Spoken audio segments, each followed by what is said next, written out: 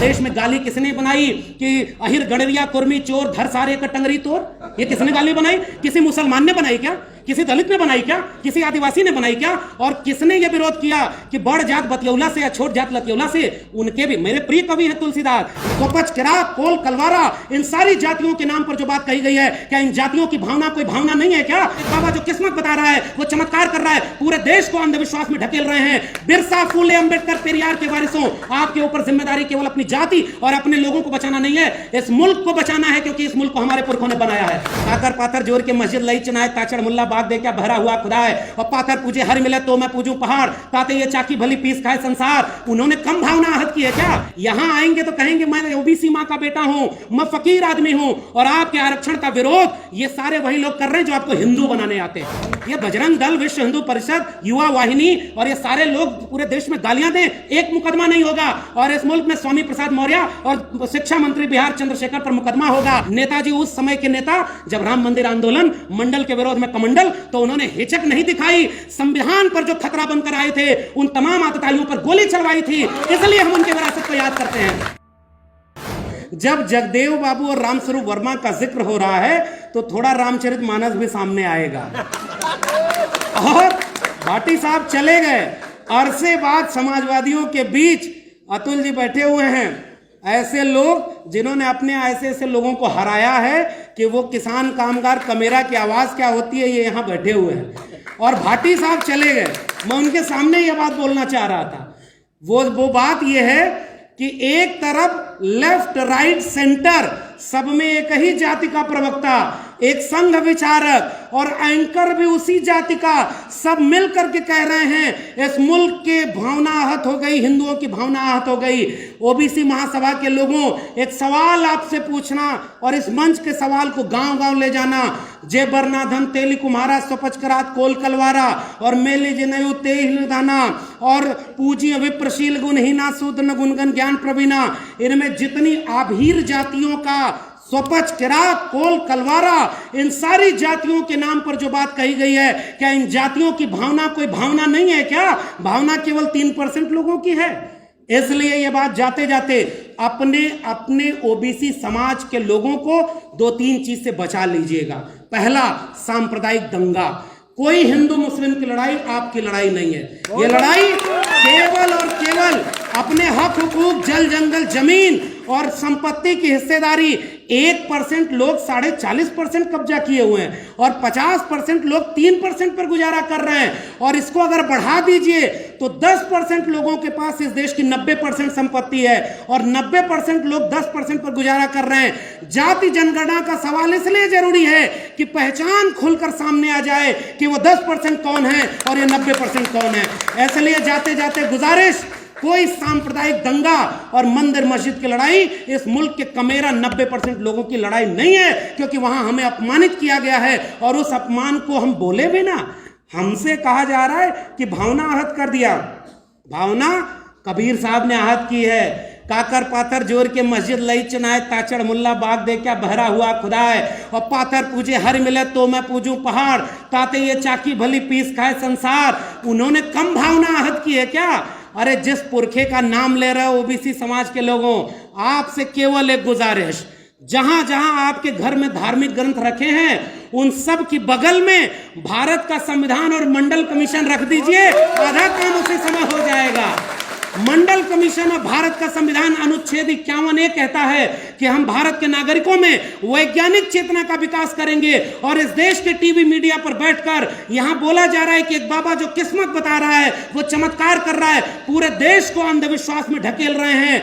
बिरसा, फूले, अंबेडकर, पेरियार के वारिसों, आपके ऊपर जिम्मेदारी केवल अपनी जाति और अपने लोगों को बचाना नहीं है, इस मुल्क को बचाना है, क्योंकि इस मुल्क को हमारे पुरखों ने बनाया है। ये बर्बाद कर रहे हैं। आप बताइए, अपने दोस्त को अमीर बनाया और कल को उसका शेयर गिर गया और वो भी कोई फ्लाइट पकड़ करके विदेश भाग गया तो क्या होगा? और इसलिए इस देश को बेच दिया है। हमारी लड़ाई सांप्रदायिकता की लड़ाई नहीं है, हमारी लड़ाई पाखंड की लड़ाई नहीं है, अंधविश्वास की लड़ाई नहीं है। घर घर मंडल कमीशन की रिपोर्ट पहुंचाइए, घर घर भारत का संविधान पहुंचाइए। और जिस तरह से इन झूठे लोगों ने कहा हर घर तिरंगा, हर हाथ तिरंगा, 26 जनवरी पर एक बार ये भी बोल देते, हर घर संविधान और घर घर संविधान। और इस महासभा में जाते जाते केवल एक गुजारिश, आइए इस मुल्क को, एक बार रथ चला था ना मंडल के विरोध में, कमंडल का, पहचानो भाई। बिहार के मंत्री बैठे हुए हैं, जाति जनगणना की घोषणा हुई तो विरोध में कौन आया? मैं आपसे सवाल पूछ रहा हूं, जाति जनगणना के विरोध में कौन आया? झारखंड में जब आरक्षण बढ़ा के 77% किया गया है, राज्यपाल किसका है जो सिग्नेचर नहीं कर रहा है? छत्तीसगढ़ में जब आरक्षण SC ST OBC तीनों का बढ़ाया गया तो आरक्षण का विरोध कौन कर रहा है?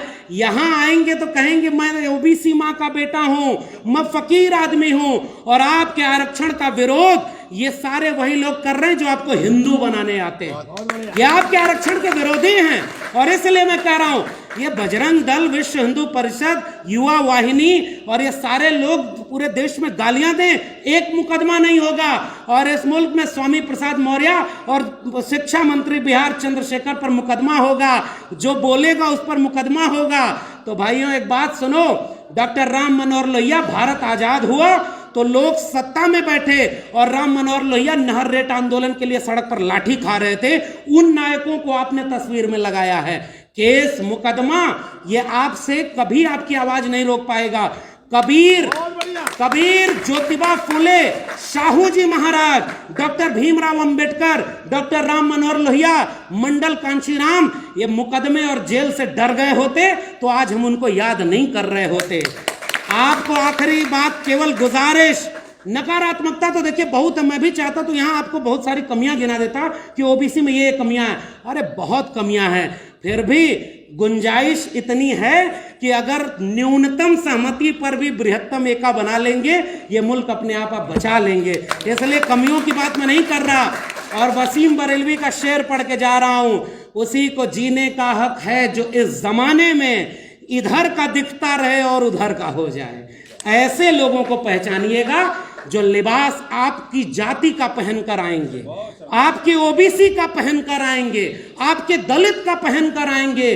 पसमानदा, और बीजेपी चिंता कर रही है पसमानदा की, एक तरफ लिंचिंग, एक तरफ मस्जिद पर हमला और दूसरी तरफ पसमानदा को हक, एक तरफ सारी सरकारी संपत्ति बेच दो। जाति जनगणना की मांग इतनी ताकतवर हो गई कि जनगणना ही नहीं करा रहे। अरे ये डरपोक लोग हैं, थोड़ी हिम्मत और बढ़ाइए, सारी मांग आपकी मान लेंगे।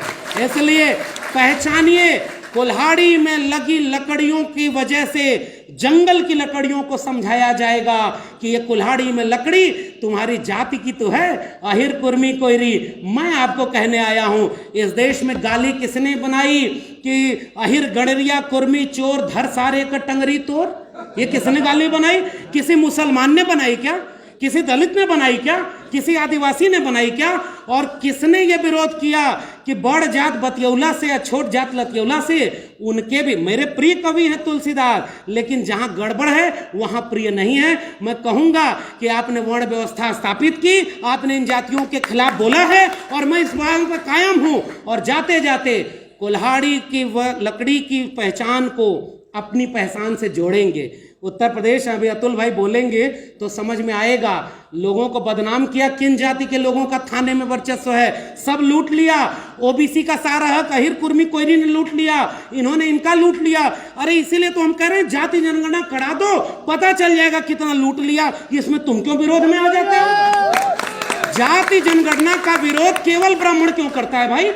अगर यादवों ने, कुर्मी कोयरी ने ज्यादा, क्योंकि पता है ज्यादा लूटा नहीं है। कितने वाइस चांसलर, कितने जज, कितने वकील, कितने डॉक्टर इंजीनियर अहिर कुर्मी कोयरी के बन गए भाई। आपको जो लड़ता है ना, सबसे पहले उसे बदनाम किया जाता है, इसलिए ताकि बाकी जातियों को कहा जाए अब उधर कुछ नहीं मिला इधर आओ। तो उत्तर प्रदेश में जिन लोगों को कहा गया कि बहुत कुछ मिलेगा इधर आओ, राम मंदिर की आड़ में नींव की ईंट वही बने हैं, सब कुछ लूटा आपका भी जाएगा। जाते जाते गुजारिश, शरद यादव को याद करते हुए मैं कह रहा हूं, इसी सम्मेलन में मैंने पहली बार शरद यादव को सुना, नेताजी को सुना। नेताजी उस समय के नेता, जब राम मंदिर आंदोलन, मंडल के विरोध में कमंडल, तो उन्होंने हिचक नहीं दिखाई। संविधान पर जो खतरा बनकर आए थे, उन तमाम आतताइयों पर गोली चलवाई थी, इसलिए हम उनके विरासत को याद करते हैं। और लालू जी, उन्होंने उस आतताई दंगाई रथ को रोका था। हम कमजोर नहीं हैं, हाँ वो ताकतवर जरूर हो गए हैं। आइए मिलकर के सांप्रदायिकता के खिलाफ, और आदिवासी इलाके में जितने लोग हैं, यही आनंद राय जी आए हुए हैं, और मध्य प्रदेश के ओबीसी साथियों आपको तो अच्छे से पता है वहां कितने ओबीसी पर शोषण हो रहा है, आदिवासी पर शोषण हो रहा है, दलितों पर शोषण हो रहा है। सारा शोषण हम सहें और भावना आहत भी हम ना करें। साहब तैयारी कर लो, अब हम तैयार होकर आए हैं। बिरसा, फूले, अंबेडकर, पेरियार के वारिस। जितना भावना आहत गुलामगिरी ने नहीं किया, जितनी भावना आहत एनिलेशन ऑफ कास्ट में बाबा साहब ने नहीं किया, उसकी आधी भी भावना अगर हम आहत कर दिए तो ये मुल्क 90% कमेरा लोगों का बन जाएगा। इसलिए शरद यादव को याद करते हुए कह रहा हूं, अब हमें नाक छोटी करनी होगी और दिल बड़ा करना होगा। हम सब की नाकें लंबी हो गई हैं, अगर कटेगी तो किसी की नाक नहीं बचेगी। इसलिए आइए दिल बड़ा करें, जिसकी संख्या ज्यादा है 2 कदम पीछे आ जाए, और जो हमसे पीछे रह गया उसको कंधे पर बिठाकर आगे ले जाएं। कोई हमारी एकता नहीं तोड़ पाएगा। इसलिए जाते जाते गुजारिश, अब इस ओबीसी महासभा का सम्मेलन गांव गांव हो, हम हर जगह साथ में खड़े रहेंगे, और फिर एक सम्मेलन कराइएगा। ओबीसी महासभा आदिवासी संगठन और दलित संगठनों को मिलाकर कराइएगा। 90% लोगों का संगठन, मिलकर लड़ेंगे, मिलकर बचाएंगे। ये मुल्क हमारे पुरखों ने बनाया, हम उसे बचाएंगे ताकि आने वाली पीढ़ियां हमें नालायक न समझें। आपने मुझे बोलने का मौका दिया, बहुत बहुत धन्यवाद, शुक्रिया।